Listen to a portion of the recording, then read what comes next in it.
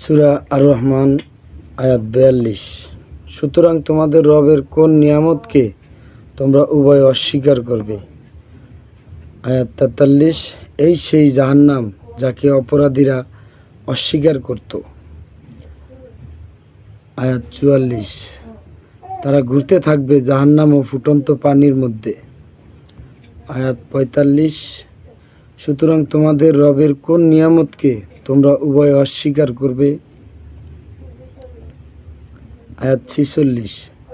আর যে তার রবের সামনে দাঁড়াতে ভয় করে তার জন্য থাকবে দুটি জান্নাত। আয়াত 47।